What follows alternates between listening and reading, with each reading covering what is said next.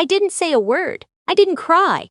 I didn't call my daughter. I just stood there in my own kitchen holding a cup of coffee I'd made in my own coffee maker, watching my son-in-law tell me, calmly, like he was reading from a grocery list, that he'd gone ahead and converted my sewing room into a home office for himself. I nodded. I said, I see. And then I went upstairs. That was the beginning. I just didn't know it yet. My name is Loretta. Wait, no, I keep starting stories that way. Let me try again. I'm 64 years old. I live in Baton Rouge, Louisiana, in a house I bought with my own money 22 years ago, after my husband passed and I decided I was done waiting for life to slow down enough for me to catch my breath. I was a registered nurse for 31 years. I worked the oncology ward at Our Lady of the Lake for most of that time. I've sat with people in the worst moments of their lives. I've held hands that were letting go. I know what matters and what doesn't. I thought I knew. My daughter, my only child, is 38. She married her husband 7 years ago at a little vineyard outside of Natchez, and I wore a blue dress and danced until my feet hurt, and I thought, this is it. This is her life beginning. I was so happy for her I couldn't stop smiling for a week. He seemed fine. He was an IT project manager, made decent money, was polite at holidays. He called me ma'am for the first 2 years, which I appreciated. He wasn't warm, exactly, but I told myself that was just personality. Not everyone expresses things the same way. Lord knows I'd met enough stoic people in my nursing career. They lived over in Metairie, a nice enough place, about an hour and 20 minutes from me. We talked on Sundays. I visited for birthdays and Thanksgiving. Things were normal, the way normal is when you're living your own life and not looking too closely at anyone else's. Then he lost his job. It was March, 2 years ago. My daughter called me on a Tuesday afternoon, which was unusual because we always talked on Sundays, and I knew before I picked up that something was off. She told me his company had done layoffs. An entire division, she said. It wasn't personal. He was already looking, they had savings. I said all the right things. I said I was sorry, that it would work out, that he was talented and companies would be lucky to have him. 3 months later, the savings were running lower than expected. 4 months after that, my daughter called again on a Tuesday. Mom, she said, I need to ask you something, and I need you to really think about it before you answer. I set down the book I was reading. Go ahead. Could we come stay with you for a while? Just until he finds something. We'd help with groceries, with the yard. It wouldn't be long. I did think about it. I thought about it for about 48 hours. I thought about my quiet mornings in my sewing room and the particular piece of living alone, which I had come to love deeply after years of shift work and noise and other people's emergencies. I also thought about my daughter, who had never once asked me for anything she didn't genuinely need. Okay, I said, but we're going to talk about expectations before you come. I want us all on the same page, she said, of course. Absolutely, she promised.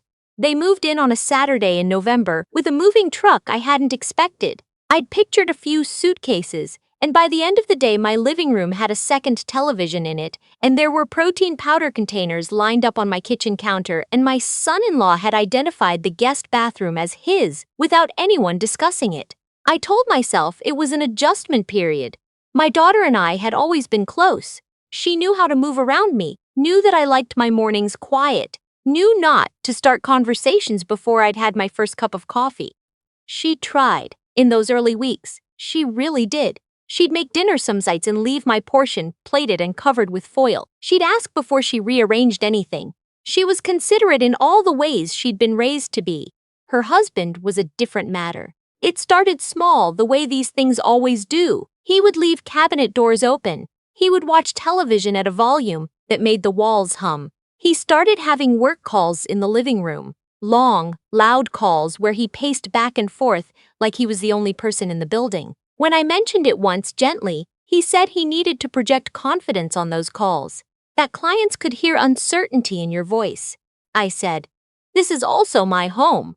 He nodded and went right back to pacing the next day. Then came the sewing room. I'd had that room set up for years. It was the second bedroom at the end of the hall, and I'd turned it into the one space that was entirely, unapologetically mine. I had a cutting table and a dress form and a shelf of thread organized by color. I made quilts for church raffles. I made curtains. I'd made my daughter's Halloween costumes until she was 12. That room was where I went when the world felt like too much. One afternoon, I went upstairs to work on a quilt I'd been piecing together, and the door was open. And inside was a desk I'd never seen before, a standing desk, the kind you assemble from a box, and my son-in-law's monitor and his keyboard and his cables running everywhere. And my dress form was pushed into the corner with a jacket draped over it like she was a coat rack. My thread shelf was gone. I found it later in the hallway closet behind the vacuum. I stood in that doorway for a long time, long enough that he must have heard me, because he looked up from his screen and said, very casually, "Oh yeah, I moved some stuff around. Hope that's okay." I really needed a dedicated workspace. I said, "No one asked me." He said, "I figured you'd be fine with it. You're not really in here that much." I went downstairs. I poured myself a glass of water. I called my friend Inez. She's been my closest friend since nursing school, one of the sharpest women I know, and I told was quiet for a moment. Then she said, "How long are they staying exactly?" I didn't have an answer. That was the moment I should have had a direct conversation. I know that now, but I told myself it wasn't worth the tension. I told myself my daughter would notice and address it. I moved my sewing supplies into my bedroom and set up a small table by the window and tried to make peace with the situation. My daughter, to her credit, seemed embarrassed when she found out. She told him he should have asked. He told her he had assumed. There was a small disagreement that I was not supposed to hear from the hallway, and that night she came to my room and said she was sorry, that it wouldn't happen again. I believed her. I wanted to believe her. But something had shifted, and I think we both felt it, even if neither of us named it. He had tested a boundary and there had been no real consequence, and people like him. I've known a few in my years. Take that as information. The grocery situation started around month 4. I did most of the household shopping because I knew what I needed and I knew the stores and I had a routine. For the first couple months, my daughter would hand me money or Venmo me her share without me asking. Then she started saying she'd get me next time. Then next time stopped coming and I stopped mentioning it because I didn't want to be the kind of mother who kept score. But I was keeping score. I was just keeping it quietly in my own head and it was adding up. Then my son-in-law invited his brother to stay for a long weekend. He did not ask me. He told my daughter, who told me the night before the brother arrived. I said, "This is not a hotel." She said, "It's just 3 days, Mom." I said, 3 days that nobody asked me about. She looked tired in a way that made me want to let it go, so I let it go. The brother arrived Friday evening, a big man with a loud voice who took up the guest bathroom and left it in a state I won't fully describe. He and my son-in-law sat in my living room until past midnight both nights, watching football and ordering delivery food, and not once did either of them offer to include me or ask how I was doing or acknowledge, in any visible way, that they were guests in my home. On Sunday afternoon, I came downstairs to find the 3 of them, my daughter, her husband, his brother, sitting at my dining room table with papers spread out. Financial papers. I recognized the format because I'd seen my own enough times. My son-in-law was explaining something, and his brother was nodding, and my daughter was nodding too. And on the table was a folder that looked very much like the paperwork from my homeowner's policy. I said, "What is that?" My son-in-law looked up. He had a very specific expression. I've thought about it many times since, like someone who's been caught doing something but has already decided to be confident about it. He said, "I was just going over some things with my brother about the property." I said, "This property?" He said, "Just general stuff, estate planning, asset protection. Have you thought about whether the house is in a trust?" I felt something in my chest go very still, not anger, something quieter than anger, something more like clarity. I said, "I'm going to need all of that put away, please." He said, "We're just talking, there's no need to." "Put it away," I said. Now. He put it away. His brother left that afternoon, a day early, and my son-in-law went upstairs without speaking to me, and my daughter sat at the kitchen table looking at her hands. I sat across from her and I said, "You need to talk to your husband tonight, because I need him to understand that this is my home.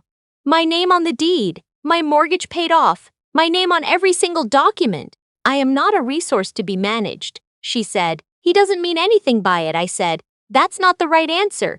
She said she'd talk to him. Maybe she did. If she did, it didn't take. 2 weeks later, I came home from my water aerobics class. I go on Tuesdays and Thursdays at the YMCA, have for years, and I noticed the key in the front lock felt different.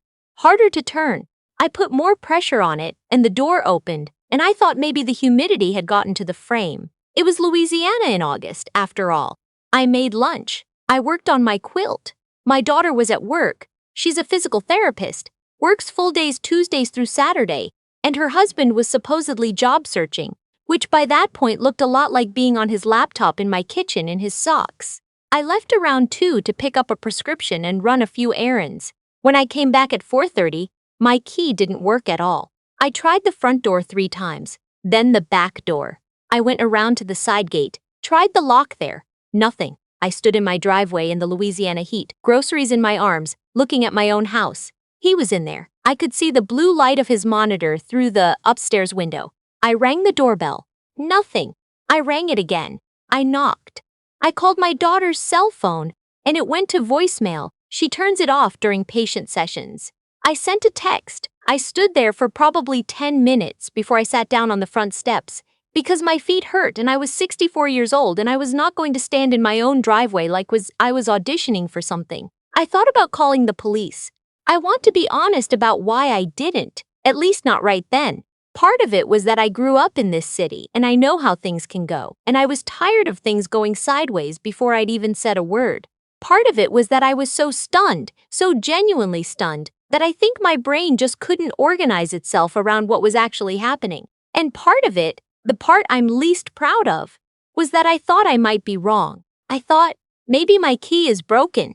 Maybe there's an explanation. Maybe I should wait until my daughter gets home and we'll sort it out together. So I waited in my car, with the air conditioning on, for my daughter to come home. She pulled up at 6:15. She saw me in the car and her face went through 5 expressions in about 2 seconds. She came to my window and said, "Mom, what are you doing out here?" I said, "My key doesn't work." She said, "What?" I said, "My key to my own house doesn't work. I've been out here for over an hour." She went inside. She came back out 5 minutes later and her face was different now. Controlled, careful, the way a person looks when they've just been told something they're trying to figure out how to deliver. She said, "He changed the locks." I said, "I know he changed the locks." She said, he said he was worried about security, that our locks were old. I said, "He changed the locks on my house and did not give me." I said, "I'm going to stay at Inez's tonight." She started to say something and I raised my hand. Not unkindly, just clearly. I said, "We'll talk in the morning." I called Inez on the way over. She picked up on the second ring, listened to the whole thing without interrupting, and then said, "Come, I'm making red beans." I slept in Inez's guest room in clean sheets that smelled like lavender, and I lay there in the dark and I thought about my house, my sewing room, my thread shelf behind the vacuum, the paperwork on the table. I thought about 31 years of night shifts and weekends and holidays worked and delayed vacations and every dollar that had gone into that mortgage over 22 years. I thought about what my mother used to say, which was that the moment you let someone make you a guest in your own life, they will decorate accordingly. I wasn't angry. I want to say that clearly because I know it sounds like I should have been. But I wasn't. I was finished. Those are 2 very different things. Anger wants to fight. Being finished means you've already decided what happens next. I called my attorney first thing in the morning. Her name is a matter I'll keep private, but she's been my attorney for 12 years, and when I explained the situation, she said, "That is illegal. Changing locks on a homeowner. You need to go back today." I said I knew. She said she'd have paperwork ready if I needed it. Then I called a locksmith. I met him at my house at 9 a.m. My son-in-law's car was in the driveway. I didn't ring the bell. I stood with the locksmith while he changed every lock on the house. Front door, back door, side gate, the deadbolt on the interior door to the garage.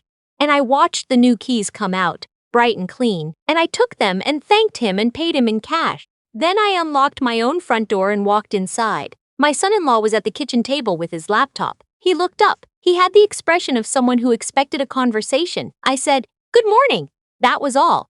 I went upstairs. I got 2 large suitcases from my closet, the ones I use for vacations, and I went to the room they'd been using and I started to pack. Neatly, carefully. I folded things. I matched shoes. I took my time. I found my thread shelf in the hallway closet and carried it back to my sewing room and set it exactly where it had been. He appeared in the doorway of the room at some point and said, "What are you doing?" I said, "Making space." He said, "You can't just—" "This is my house," I said. I didn't raise my voice. I didn't need to. It is in my name. I have spoken with my attorney this morning. You are guests here, and guests do not change the locks on the homeowner. If you'd like to remain guests, we can discuss terms. If you'd prefer not to, I'll need you out by the end of the month," he said.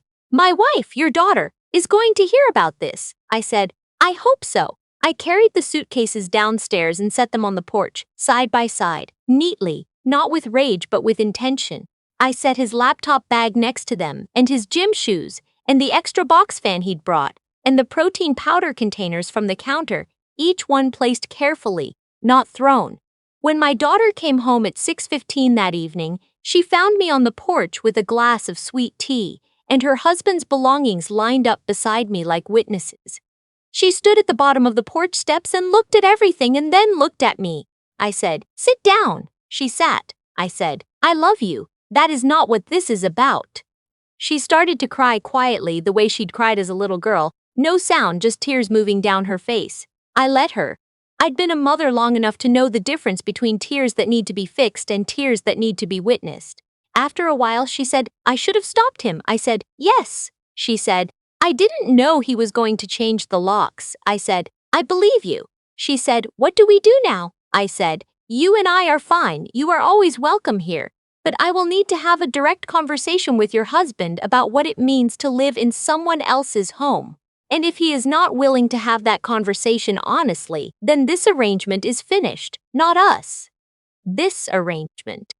She nodded. "Your husband is not a bad person, but he is a person who will take as much as he is given, and I have given enough." She looked at me for a long moment, then she said, "When did you get so tough?" I said, "Honey, I've always been this tough. I was just too polite to show it." She laughed a little, the way you laugh when something is sad and true at the same time. Her husband came outside eventually. He stood at the top of the porch steps, and I looked at him and I said, "I'm going to ask you one question and I want an honest answer. Can you respect that this is my home?"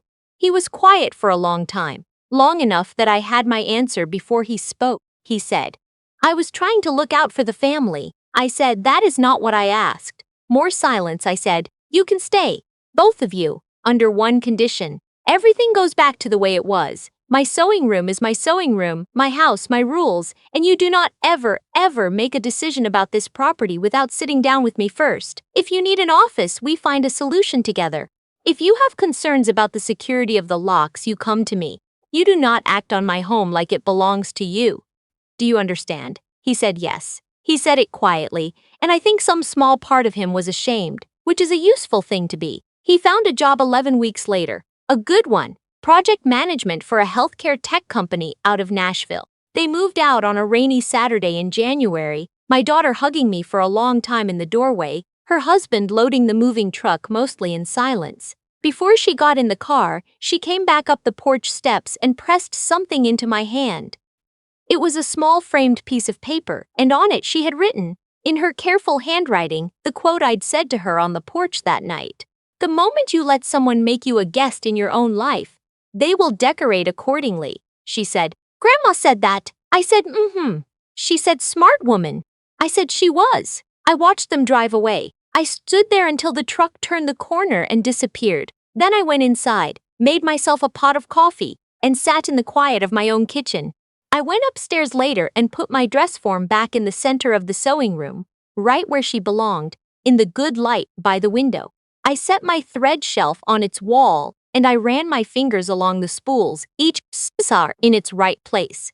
Then I sat down and started cutting fabric, and the scissors made that clean, familiar sound, and the afternoon light came through the window at just the right angle. And I was home. I have been home ever since.